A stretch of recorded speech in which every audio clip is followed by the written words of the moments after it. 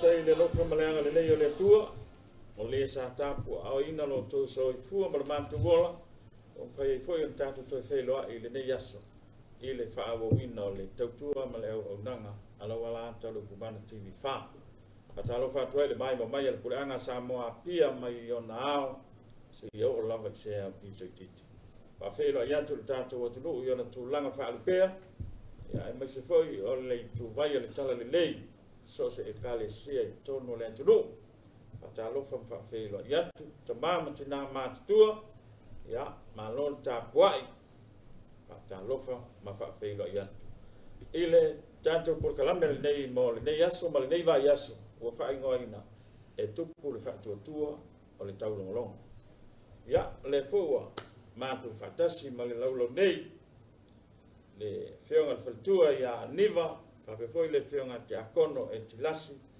ya mese le feonga te akono tu pea Antonio tu pea ya wa le mpayon tatu fatasi ma le feonga patele palta sala leota ya ono nisi o tu ngia le malfia petai ya ye tanu wasa wa atoa ana le fua atoa le laulo nei ya al mai lo mai mo talo fantu lo feonga faltua pe foi ya lo feonga te akono Kalo fala vea. Na lole soifua, ma lole fulau. Talo foi la fai ngaluenga le TV kumana, talo foi le tanto puleanga, ma lole soifua. Tanto tama ki po. Ta ku mai po. Ba te sa mo lo hapina fu no mo mangi fasi.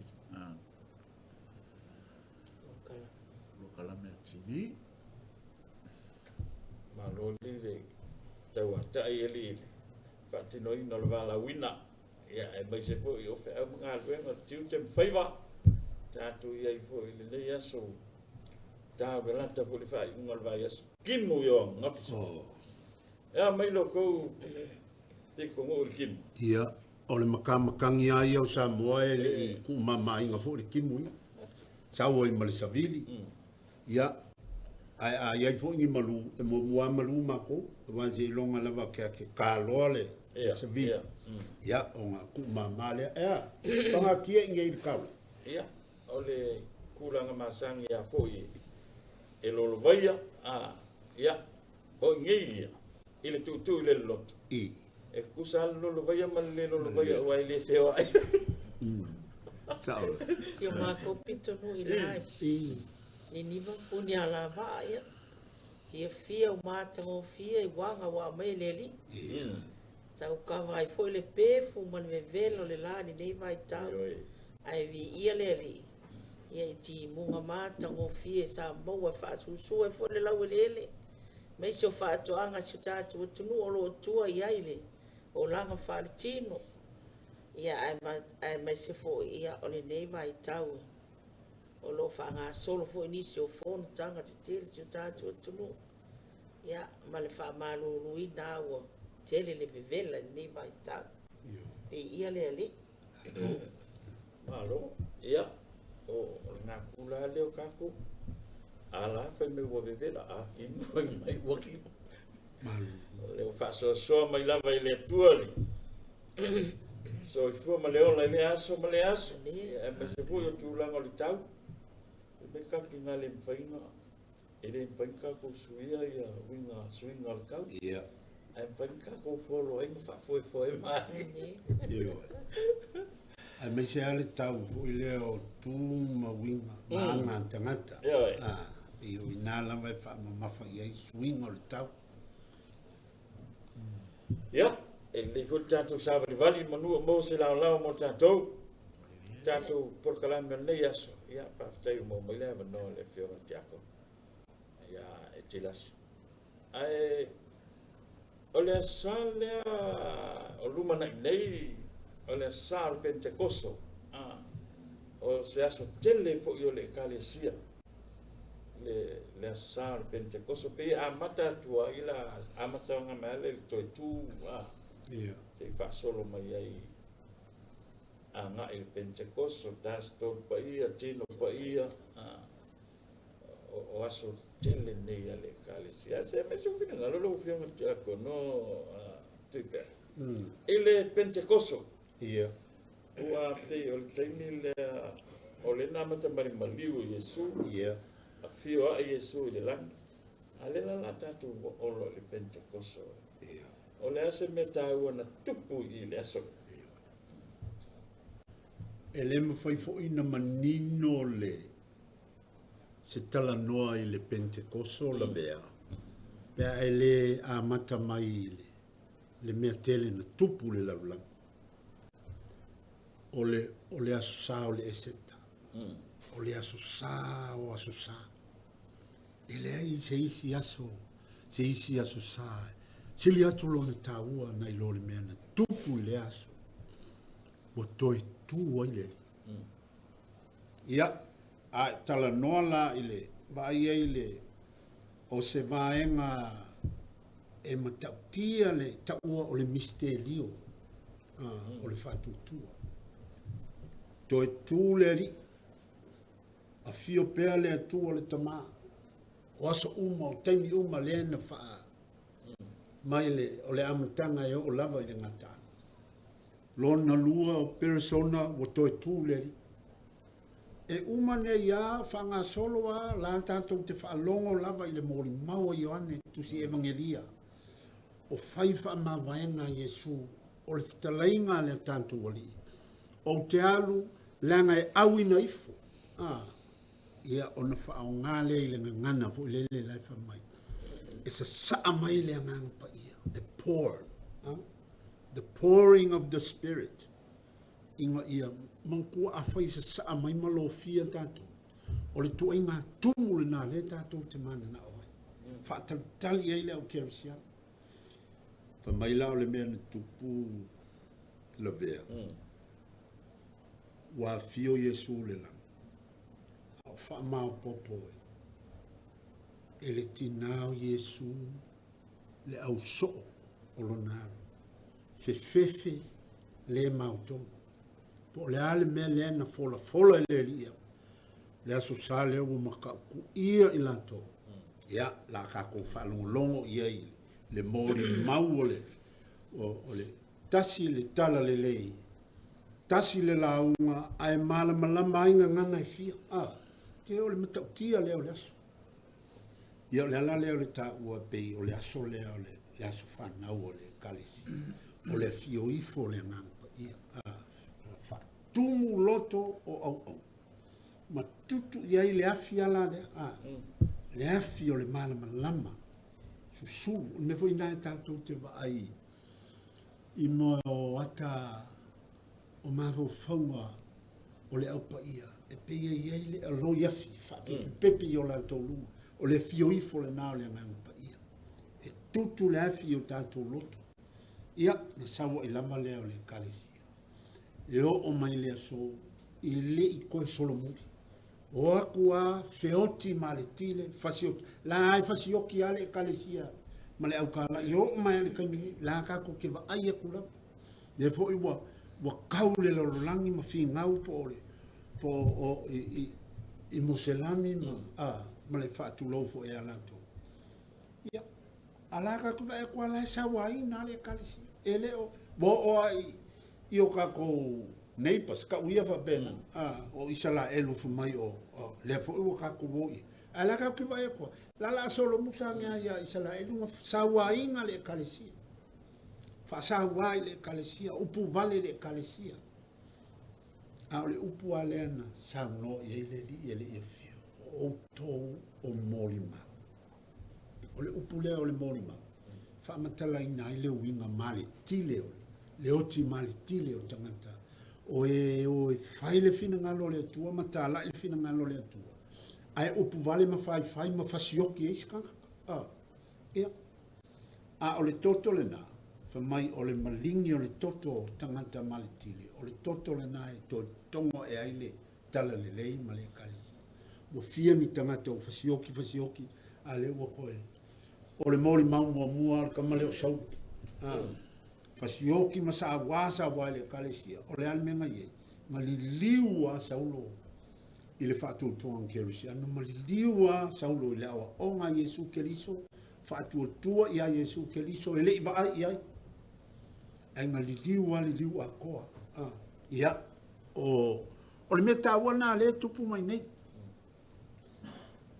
e ai awala e manitua fo o le si meta o le vai taimi nei o le aso safo ilea e tape ile mori paskate e uma ile mori paskate ia ona e ile sauninga sa fai le kalesia e tape alo ia ile mori paskate ai sa ia lunga yo ia ai fa mai la o le aso salia e faafio ai le tulaga o le mori paskate ma se maenga o tutoi o le selo o le mori paskate e tuu i tafatafa o le vai o le baptiso e tua ia ngā e whakoa o ngā pe amana o mia mō sauninga o maliu whatoa o ngā pe a whai mo mea o baptiso ai tapea lo ia e whai seso ma polsesio alo ia le tūlanga le mori paskate ma le mori paskate whatua ina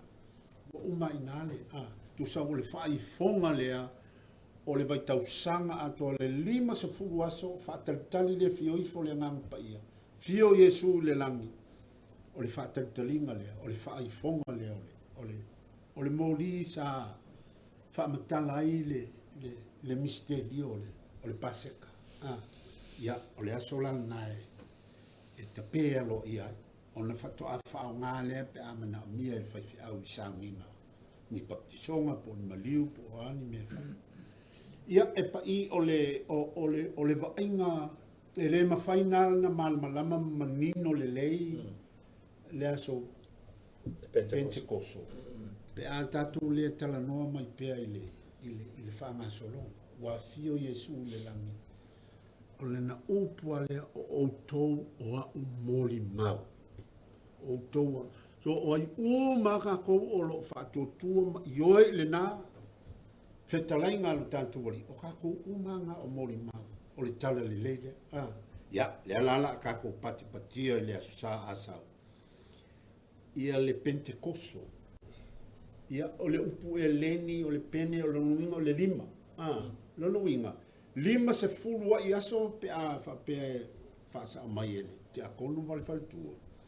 A toa ia I le 5 aso talu mai le vai tausanga o le esete. Talu mai le toi tu mai.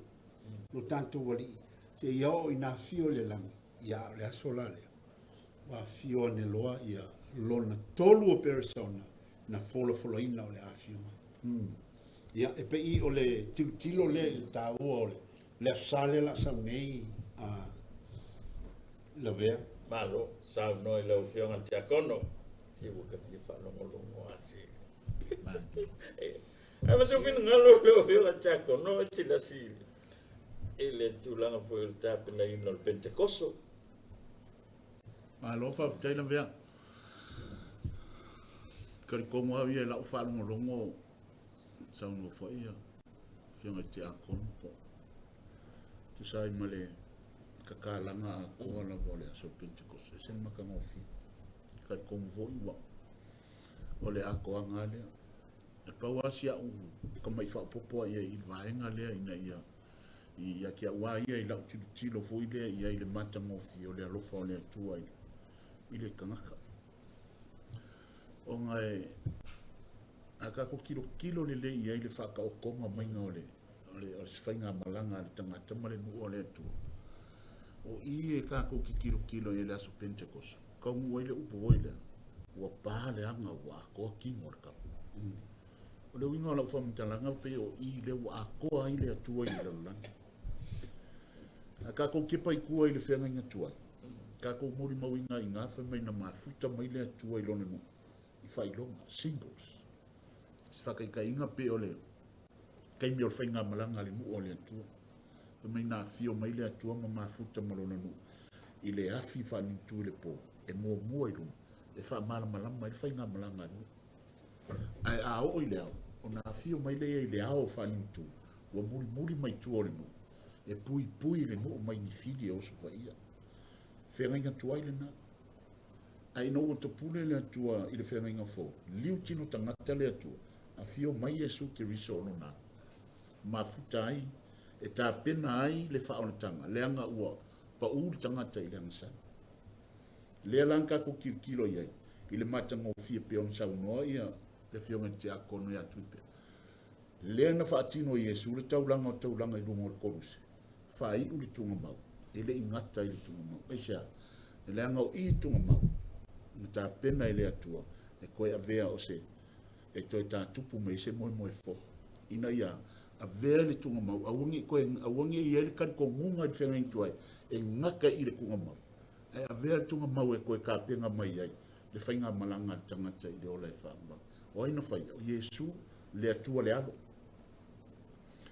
lea laga folau mai lona ia lea o iesu i aso ia e fasefulu i lona afio aʻe le lagi ma le sefulu lenei pe ona saunoa ia le afioga le te akona i 5 ai aso lea lau afio i fo le agaga paia o le persona o lona tolu ua atoa tino o le atua i le lalolagi legi le alofa lenā o le atua i le lalolagi gaki e le o kuʻulafo ai le tapenaga a le atua i le faavae le ekalesia i iesu keriso po lo misi i ai o te alu i le lagi ae auina mai le agaga paia o le persona o lona tolu o loutou fesoasanisili lea o le aso la lea kakou ke kalikalia o le aso e afio mai ai le atua i lona persona i tolu e atoa ai le atua i le la mafutaga ma le tagata ia o le agaga maualuga lenā ae e se le makagofia o lenei vaitau le tapenaga lea pe oga mali e saunoaga le afioga le tiakono i le toe tumanu malo mai i iesu le tugamau agaʻi i le fas i le lona afio aʻe le lagi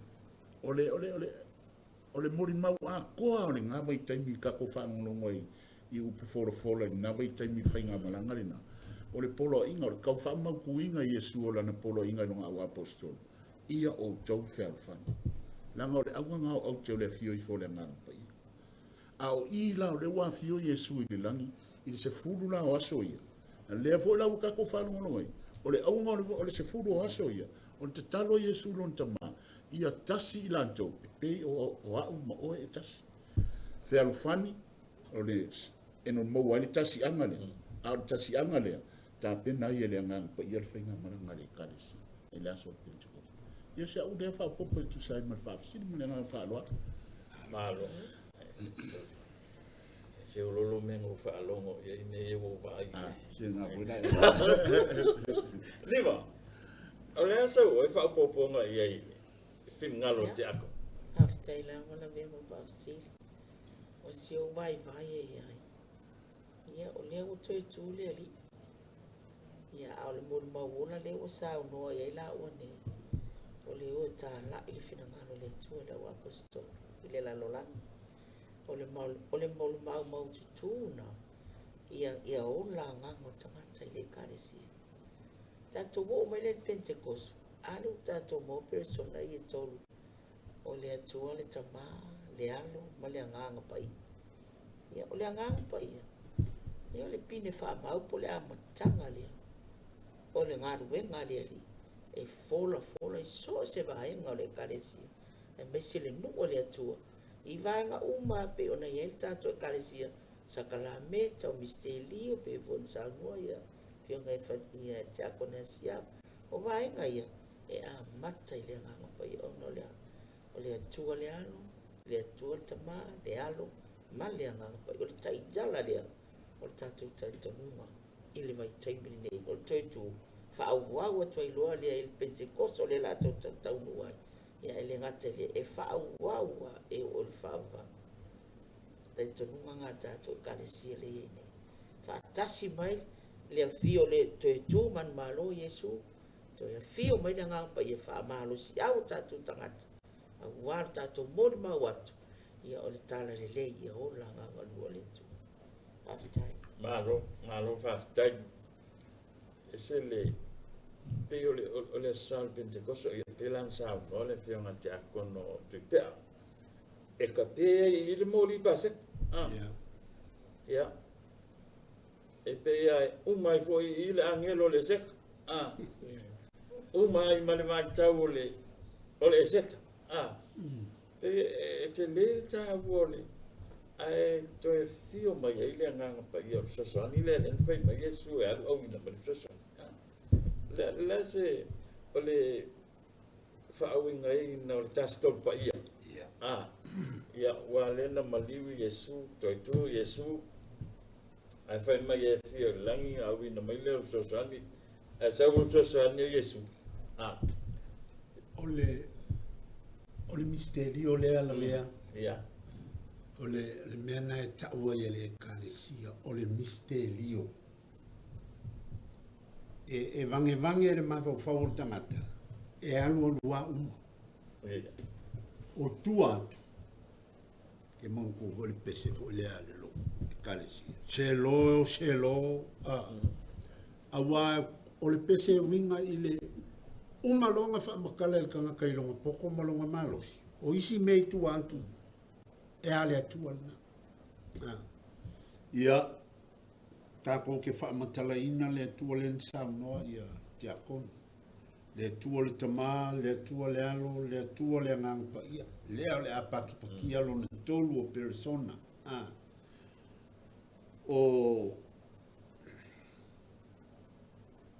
o le upu foi le fasamo o lango fatas di o le ngoa i polisi ai o lango ia po ia te tele o le fatu tuanga kelsian le atua le tama le atua le alo le atua le ngampa ia kako ke kalangoa i le faava o mea a o lausu o suenga lo loto i te tonu fai mai ka mao le kalesia o le misteri o le mea ia e le aise singa ke fia vangi e ura le miskeli o le langai le uru ma le mawawau ai o le fatu o tua e vai ai le mea lea na ma vai ai le tatuli amu ia e le va ai mai ai fatu o tua ma tali tonu mai pe o le au pengal na tatu te o ai e sa iri mamala malama le tasto le misterio o le tasto pai ia e mawhaiana whamatala isi winga fo ie pei o le winga o upu i le ngana persona tolu na persona ia e mawhaiana whamakala ngana ai le mawhai o na matala o le anganga pa ia e ta ua i le upu wha Beretani o le Paraclete ai tongo o talo le kalisi o le Paraclete o le whasamola o ke vai o le whaamatala loto le anganga pa ia lono winga o ai ale loto e feu pau ale mea ia e tu watu le anganga pa ia o na tatala le anganga pa ia loto o le kalisia i le taimi o le anganga pa ia e wha moe ia i lantou e tatala o lantou loto se pai mai le anganga pa ia ia manitua fo i seve o aso ngā o le ingoa sa ka ua i le kalisia le anganga pa ia o le ata mai pa ia o le poto o tangata e te tala le loto wa iai fo i ma le au penga malosi e so tanga o le loto ma le mawhau le haifa mai ele miskiru tatou te whaatonga tua le loto ma le mawhau o upu umai whau mai te tono o le toinga o le telo sia o le whamatalanga o le fio ifo le ngang pa ia le wapo stolo tatou te whaatonga tua le loto ma le mawhau ai fa mele kalesia ia so ia afio mai le ata mai pa ia wa ka unga sa fa ingoa ia wa lua le o ke ia wa malo ale upule o le nganga mentua o le nganga ia e pisa fa ingo fienga fa makala mo me oi so le kumu ia nganga le anga so le me le ngala male awala e ai ko ke a nganga le le wala le mai le fa le fa ngaina le tunu a le wa le to fa ngaina le ata mai pa le ata mai pa ia o le tangata wa ave iai le mea lofa fa pito le poto ma le mafa ia mangkua fo inga ka au nga li i malolosi aso ia o ata mai ali o nga o le taltonunga wa kala ia li ia e kulua ia so nga samu o le o kupu e kulua wa kala uma ia yo la ko manga mama losi ia la ko o nga ia o fai me ia manga o ia kele fai ko se fa ka inga la vea i fa pe ala kele nga ko inga me i sa ia samu kuri aku le kupu ia le ko inga lea ia aka mai ali ia ko lua e oe avele fe au o. Ele ifa ala ka wa ka mai ali o nga wa ku ia le manga o le kangaka le o i fai me loko ia e fa a o le ngofo ai mal tel tunu le kale si le upu sa amatai o le ata anganga ata mai pa ia mai o le poko pa ia o le whaamatala loto pa ia wa le winga ngal misterio la ka ko ke te talo ai. Fioi fu le ngang pa ia le wa apostolo, tato te whao tongantu ai, i le loto ma le mafau fau. Paraclete. Te talo loto o le ngal winga le ngang pa ia. O le misterio le ngang le vea. La foi l'office. Ia nga. Malo, jole. Ko kia le ele mangia fu uido ele sau mai ele pakanga ia kia. Kumu ya nganga. Mania le finangaro le fiona te akono. Le fiona te akono e tilas. O la sau e fa winga ino le me. O le tastol pa ia le pena. Ona tau whaamtala mai le whionga te akono. Malo whaftai, o kia no inga le, o waia e peonga sau ngora whionga te akono. E sa o le leia o le miskerio. Wae, o le vaeso le na sau la kako whamolu ina i le sangatu voile o sangatu Augustino. Ia e Augustino i le skamai kangaka. A kakukalu ngoro i Augustino, kasi dia mkaukia le kane si elo na tamai. E wha mai na merkalang sa walwale ko kuski mo yung kawhanga mafufau o le ale winga o le miskeri o le kasko pai. E kau aku ino ngam kawhanga le ku le ngofu merka mikiki. Ma eli ale pu dungo le ngo. Si lo le o kuski mo. Na lo menga fai. Na merka le kamiki. O le kau eli aku puro ke mga e mai ako ale samire ko mo puro. Ero merka na o kuski mo. Ka fenga mai le sami ke le mai ko nga ka mai ele o e fa me kala ka mi e ma fai mo o mai le sami ko mo po al me nga ke ma fo fo ele fa mo fi le ma ka kia la nga Agustino ele kala anga vo le ma ka mo fi o le kasko po ia nga enge ele ro po angi sia o le sa mo le fi nga ti akon wala va mo ko ele ya ke wa yo le miske le wa pe nga maria e fa ka ko va pe persona le atua le tama le atua le alo le atua le ngana pai ia paunga ngai upu ka mo fai fa mo karka a o le lo loko mo le ako ia o le atua ia le isi sim fai nga ngala nginga ka ko io e monia ia le atua o ka ko fa ko ku paula ngal me ka mo fai ka ko fa ko mo kar ko ia kasko pai ia sia fa ko Ma lo sa no. Ya. Liba. E a maka mai le sa to tu si ya o mai le sa le Pentecost. Le pion sa no foi. O le upu le te tau fio o misterio. Pe o le kau ali ali mai i misterio mamai. Mai le sa to tu si ya mai le sa. E sa au ni. Tai ano mea. Ia. Ka ko ki whaonga i ngā le, taimi nei le misterio mamalu le kau ke o ai. O nei au mai ai le, taunu i ai le, aso Pentecoso. Ia, o le tāua la fo nei me o le misterio. Ia, e pe o se si foi te talo, o le ekalesia. Pe o se te talo le tātou te mawhau foi ma. Tu atu ia te ia, i o tātou foi mana onga. Ia, mai se o le whaalau te leino le tātou malamalama i le ekalesia. Ia, ma le tātou whaatuatuanga. Ina ia tātou o ai pea, ina ia tāmau o le tātou o la whaatuatua mo ia. E pe o le misterio, ia e si mea whai mau misterio lilo. Ia, o mawhauwhaunga o tangata lātou. Ia e tasi a le misterio tātou tio. Ia na o Iesua, o ia le atoanga o le misterio. Ta ia la uma mamaenga uma le ekalesia. O Iesua le atoanga o le misterio. Ia malwharoa. Malo whaftai. O le tengi leo tato no la Pentecost.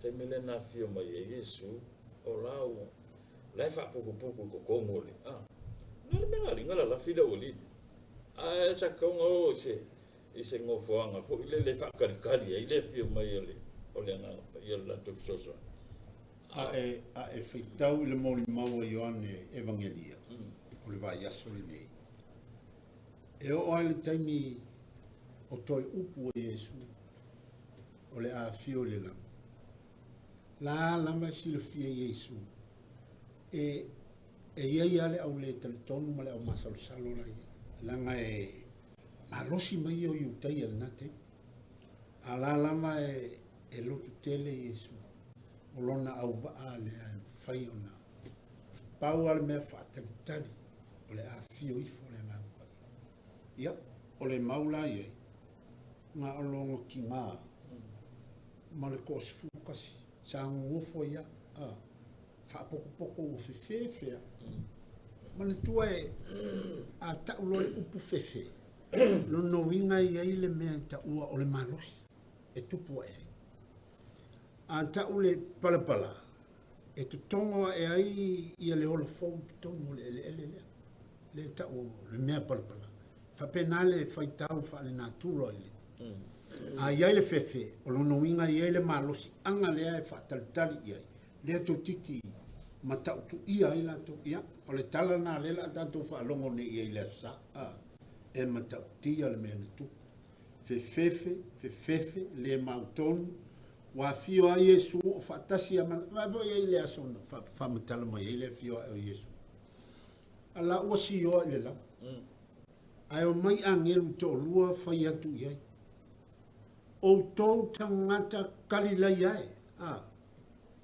o le ale mea ko ke sio ai o Yesu le ngā ua fio ai le lau ai i o tau manatu i lana upu i ate o tau o e whainu uma maso e alana tau o le upu kalilai ia o le upu e le se upu e vertical lona wha tino ina lono inga e le o se upu e tepa i le langi e te tepa i au tafa lono winga ia e matau i le ngā luenga i au tua o i matangata e ua te vave matau runga langa o runga e maua mai na ua e matau ngā mua i au tafa i tangata e tau ai o le tātou o langa i mea tātou te whaia whainga o tātou ainga whainga o tātou nuu whainga o e kalesia a le lei na li poi le whaakarileia lea le sila i tangata i au tafa no to mai le Jerusalem ko kilo lunga ai fa malkalangi o le ale mea rinko si ole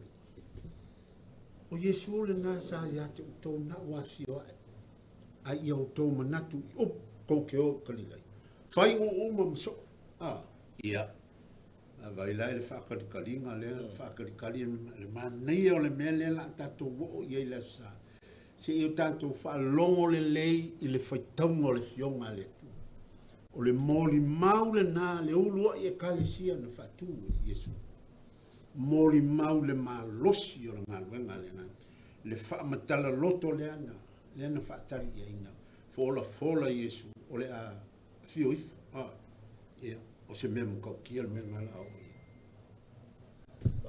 malo whaatai o le lau whapea ma Yesu o tau o moli mau i la walida i o ngā so o le ale e se senga tiken e tilasi o le melo le aposkolo ma le so langa e o le mwhai mai o longa au so ai a fio mai o longa o apostol na lo whamtai si o manatu i ai le se senga vai ngai e rua wa aka kilo le kongo tuspai o isi kaimia sausa wa lo aposkola e koe kaunga le au so o ngā ka kilo i e mafuanga o vaenga ia o le so o aia o ila koe muri ia Yesu a o le apostolo ila tau ia na whiriwhiria Yesu mai to tono le au so mafuanga lana e alua sau apostolo au so onga o la koe sa so o mua a le wa whiriwhiria ai o le winga ngā lai o whiriwhiria ko sifuru luana en sa umoi e oi muri ma a wina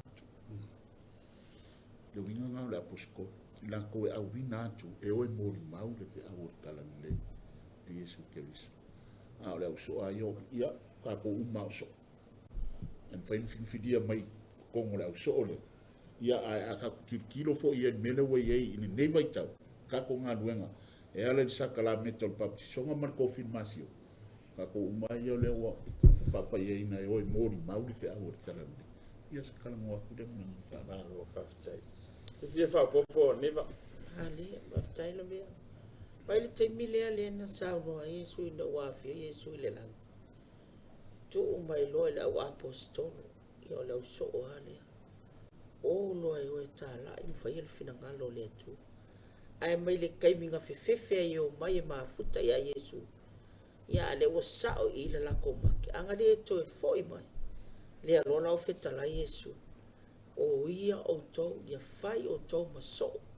I no malama ta lai ma moni mau lo fina ngalo le la langi malama ya ne la e ta u wai mele o le toe o le awal fe ya e fa longo ile ali ila no fetale mau sta pela o ngai la so ma lo apostol a wa ngale ko foi mai wa lang ko foi mai o na o la o tadi to o Yesu moni le o fetala ya ila to o atu ia o lo e fai o tau ma so ta la fina ngalo le tu o no le o sa mo Yesu o i o le fa o le la la alo fa tai ele li o le sa kupu mai ale mele le o le o ai la apostolo fa ko le kupu al mele kupu ni a mo o vasto mai le chaviti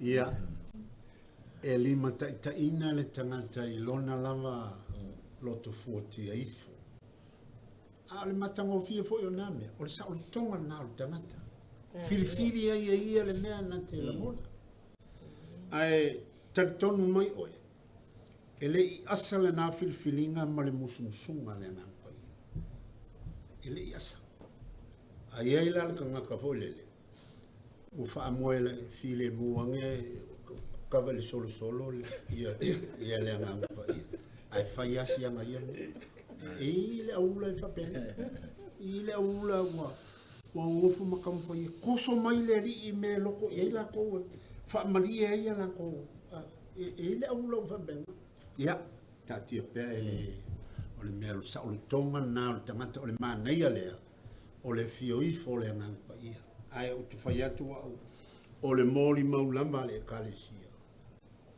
mai lava le amatanga lea o le a whaafotua i nei lea sa o le mori mauanga o te muri uia ia io lea whainga po o lea le mori mau o kanga ia man a oa uia o te mori mau lava ma o muri pea i le mea ua te tala ia le angangpa ia loto ma o te tonu ia alo fa tai ke lo es el mangel me le usa ngo e le fiona te ako o le musumusunga le ngang pa ia il ka kai e fa ye longa ia filinga pe la le sofa kasi fica le mo sofa kasi ulanga le because aka ku kilo ye sofa kasi ele ia o ka ko mala malama le ia se metu fu e no musuno mafua ali ia o fai langi ia le folaunga a kai fo i makoa mangmango ka ko e karesia na ka penga inga ngi fa mo makangofi wala wa ia i tono sofa kasi la wa kilo o le aunga o te o le fa ko fala inga ia mawar kasi anga o e karesia a o kasi anga le fa vai mai lunga kasi ko pa ia lea lae pe mo sa mo le fio nga ya te akono i le insoa sa mo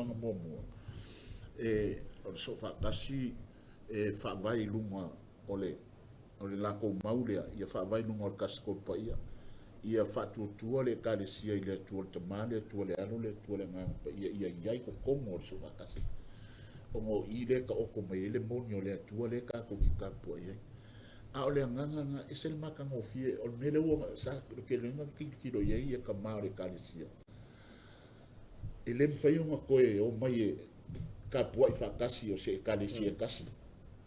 Ai, o mai ia ka ko ke ngā lulu e whakasi, fe oe ai, whai mea whakasi, ngofo whea alwhani. Inga ia pupula mai ai, le mea lea whina ngalo i ai lo ka ko wari whao lei, nenka kalo ai long kama, ia jasi la tau e peo i ka ue kasi. Le nganga mōrunga nga, le fwena u ka ko kalango i ai le jasi topa ia, ponga o lea ua wala kalaka i le fio ifo le nganga pa ia. O le kulanga nga e kulanga so whakasi kaimi. O le ka ua le ngā o le so whakasi. I le temini, o le nefo ela ua i ai so whakasi kaimi ngai i le whakaokonga fo i o anga polo kalame manga. O le mea ngā le awe i whamamu. Ia maua le nganga o le whiaro whani. Ma le whi oi ai mani ngongofo whakasi. Le ua lau kako kilo i ai kua. I le ufai ngā ruena. Ngā due whakasi. O wa ngā due whakasi o ufai ngā ruena. Peo ngā whungof, ngā due whakasi ia. Ia le kasi anga le ngā. Kasi anga le ngā. Lea kako kilo i. Le ua au mai e lea tua. E ala i le whaavai, le whaavai. Kasi lea tua. Ai tolu o na persona pia on kako whakako. Ia male ngā whalo. Varo whakata. Lewa kia sāngoa. O le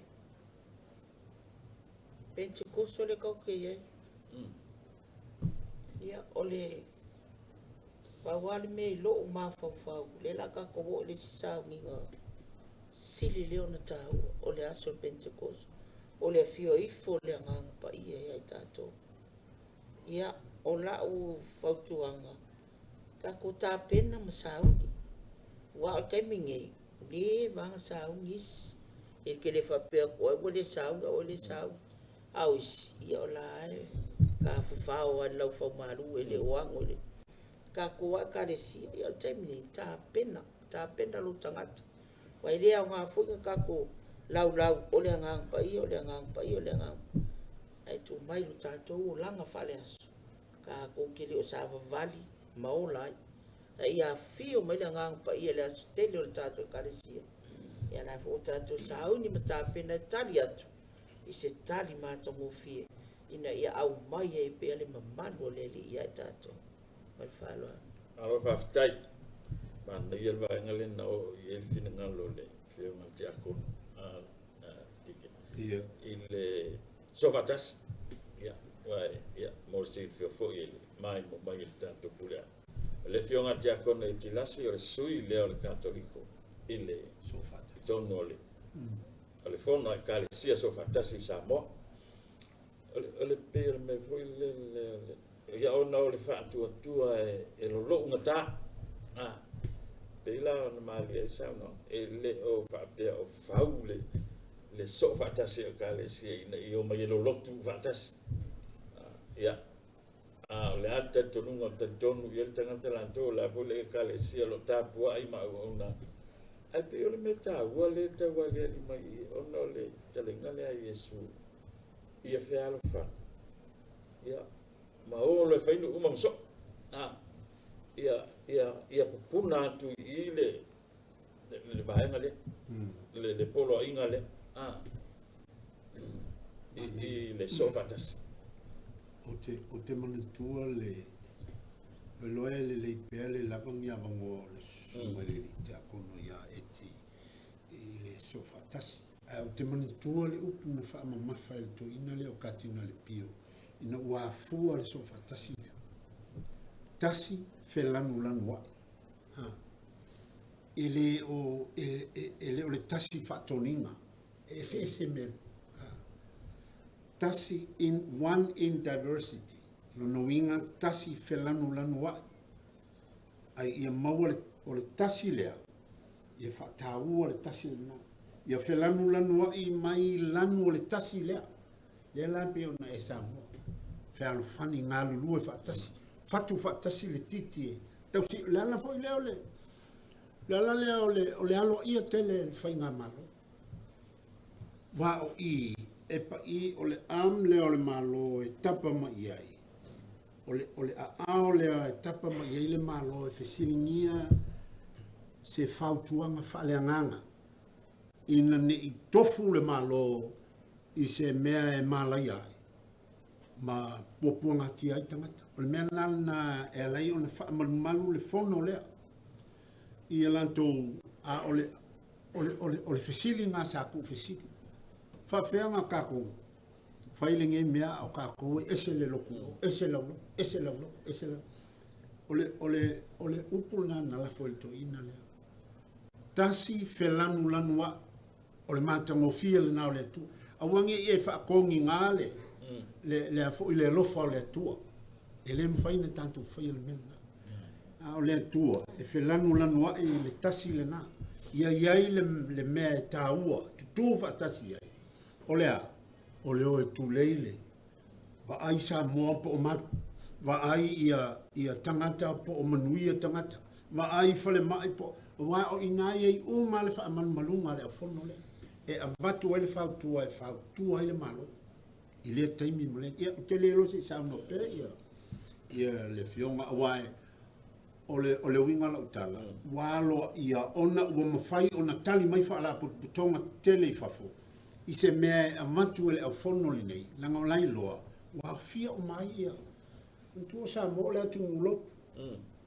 Ke le lope ke le siamo a le aku nguloku maukingo ae aku nguloku leve. Ia.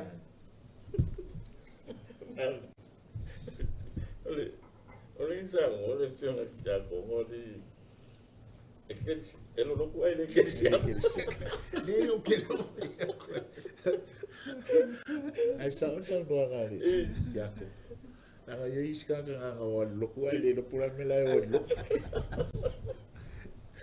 Ki se me o whakau hua. Aore kulanga ia pe o ngā mari e manga ia sa mwanga fionga te a kono le so whakasi wai pe o le nganga maurunganga ko inga. Ia unge koe kupu me le whengai o. Wa mesa ia ia vai kaimi, ka ko vai kaimi e fufuso. Whelaua. Ni o whelaua i le sia kalesia, ni sia kalesia. Mapolo. Ni o le mapolo. A le ala ua whawai roi ia le mafutanga le. Ia se mafukanga i se mana. A wai ua mawhai ei o koe maua le nganga le o le ngaru. Lue whaatasi. Ina ia pula mai ale mea le fina ngalo ia i le tua ia i kako. Wa mea mo ia nga.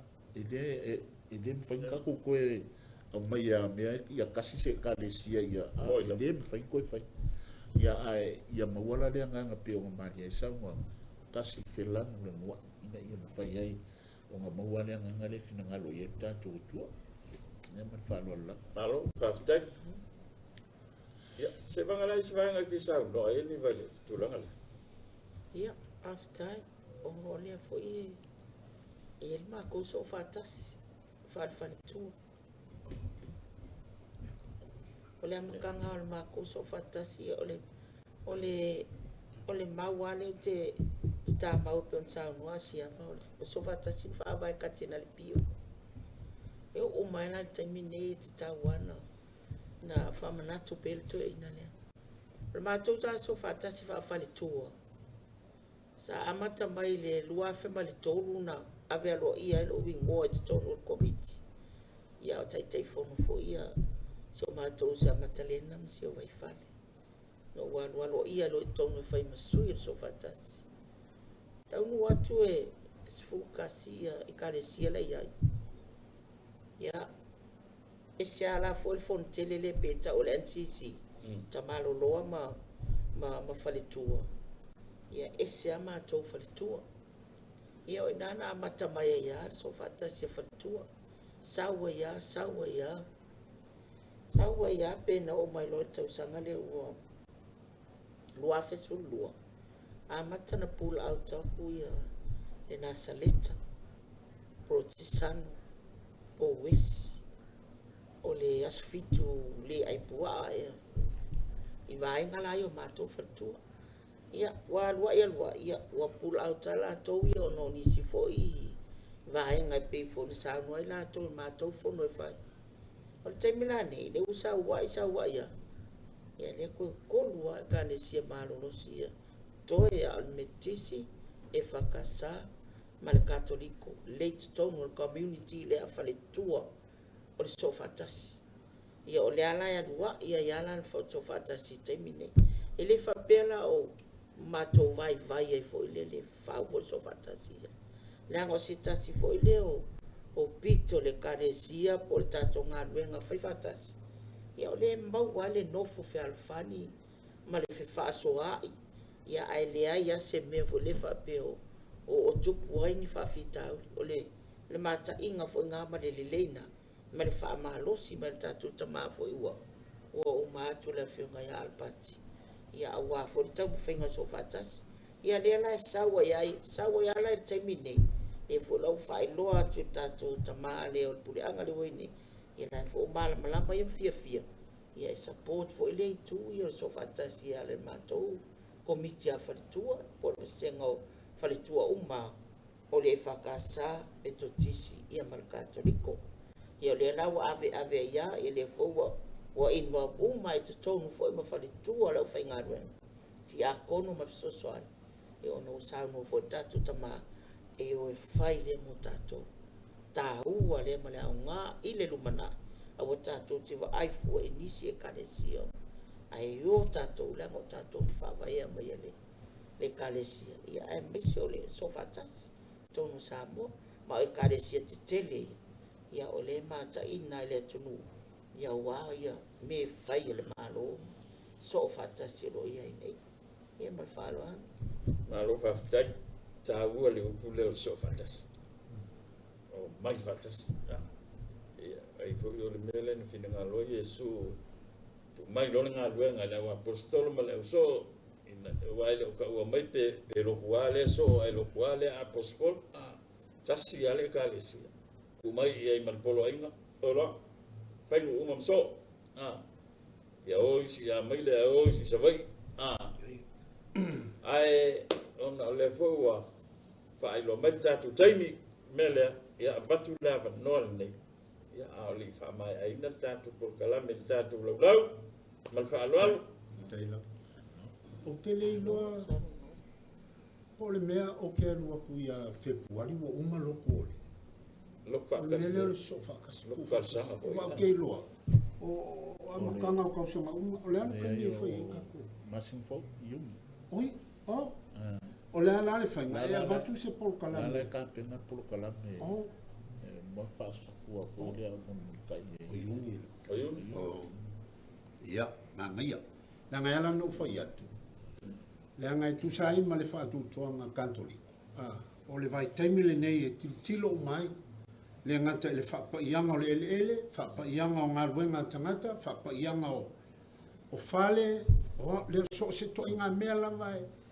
e winga ile le toi fatu wa ingo le titi o le so fu o fa tangata o le vai taimi le nei tu sama le sitila le e o ala ile inga lwenga o le so fa tasio le au kersian so fa tasinga le ya atono le ua o tu ya yu ya manga ya la wala fa pe no se po bo sa wo una pe ya lo inga la le foi ole ya ile isi va enga ole tau la va ole aso pentecost e ya ile fa sinonga le kalesia ya e sa lo to la va fa fe au ya tu sa uma lo le foi taunga lua ona usu lo leo le chant fo le Veni Sancte Spiritu e usu la le aile i ele fonga ina le gospel pei o le e whaawinga i le fioifo le ngampai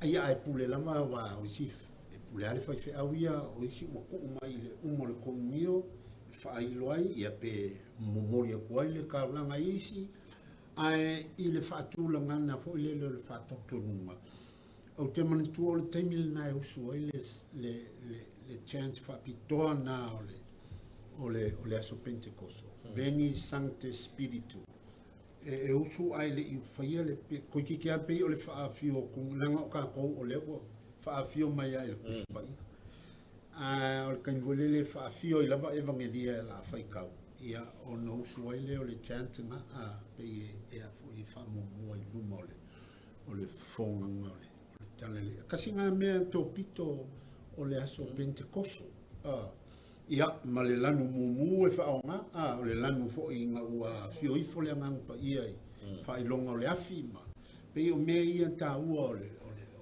le aso pen ia mai awani ngal o le aso whanau le o le kalesi o i le fioifo le ngang pa ia na whaafotua inga ma maua ilo le ala tatou whaalongolongo me fo ia o te langona ia tā ua le whaalongolongo tutoa ma e fola le ina le upu le atua fola manino fola le lei ai se whaalongolongo le nu o le atua ia e pa i o le nai whaamanatu ia mo le le aso le Pentecost dai ni vai se vengan e fisa una ni wa o sa tai pikin ia o le tatu po kalamel na mo le so tere lava i lau mai mo mai tanto faftei foi fionga tiakono ia e tilasi ia o le sui lea le katoliko i le fono e kalesia so fatasi ia malea no tau mo mali ia so faftei foi le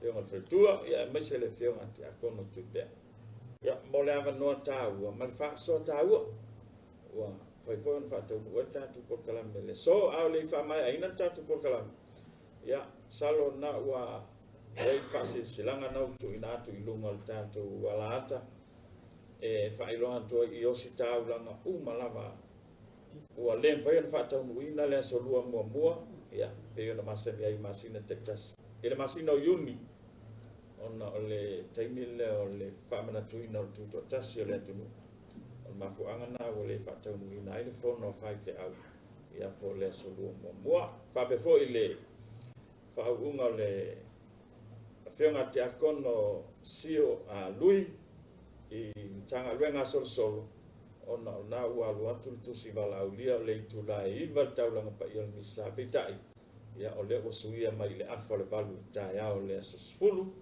aso lulu aso fulu masina o yumi ia le aso sfulu lua o le masina lavo yumi la o sia ile misa mo mua le osi taulanga ila na mtanga luenga solo pia nai paanga na to fi fa ilo fa banatu ai fa tele lava le fa tasimenta to por kala mele so tato felo i fo il vai fo time nei malaso nei manuia to en ole so i fo